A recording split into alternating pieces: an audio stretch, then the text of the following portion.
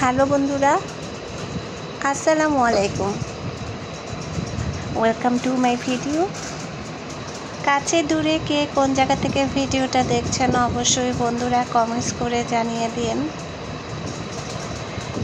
এই তো মেশিনে সেলাইয়ের কাজ করছি, তো অবসর টাইমে মেশিনে সেলাই করতে বসে গেলাম। ছোট ছেলেটা ঘুমাচ্ছে আর বড় ছেলেকে লিখতে বসিয়ে দিয়েছি, আর এই ফাঁকে আমিও আমার কাজ সেরে নিচ্ছি। খুব চটজলদি করার ট্রাই করতেছি, কারণ ছোট ছেলে উঠলে আর সেলাই করা পসিবল হয়ে ওঠে না। ও খুব ঝামেলা করে। তো যাই হোক, কথা বলতে বলতে সেলাই ক্লাস করে নিচ্ছি। এরকম কারা কারা বাসায় এরকম মেশিনে সেলাই কাজ করেন অবশ্যই বন্ধুরা কমেন্টস করে জানিয়ে দিন।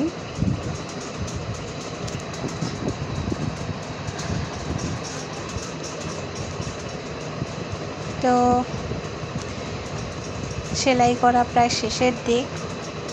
এই তো তৈরি করে নিলাম, জামা তৈরি করেছি। এটা গলা, আর এটা জামার হাতা, আর নেকে এরকম লম্বা একটা ডিজাইন দিয়েছি, আর চারিপাশে এরকম লেস দিয়েছি, নিচেও দিয়েছি, কামিজের ফাড়াতেও দিয়েছি যেন ড্রেসটা সুন্দর হয়। আর ড্রেসটা এরকম গোল্ডেন চেকের ভিতরে, তাই গোল্ডেন কালার লেস ইউজ করেছি। কেমন হলো বন্ধুরা অবশ্যই কমেন্টস করবেন। আর এদিক দিয়ে এখন বাচ্চাদেরকে নাস্তা দেব, তো বাচ্চাদের জন্য নাস্তা তৈরি করে দেব পরোটা। এর জন্য এপাশ ওপাশ ভালো করে ভেজে নিচ্ছি।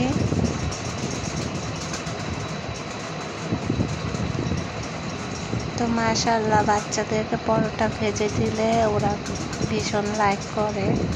প্রতিদিন দেই না, মাঝে মাঝে দেওয়ার ট্রাই করি আর কি।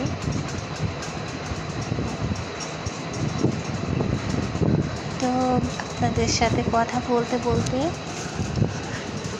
পরোটাটা ভাজা করে নিচ্ছি এপাশ ওপাশ।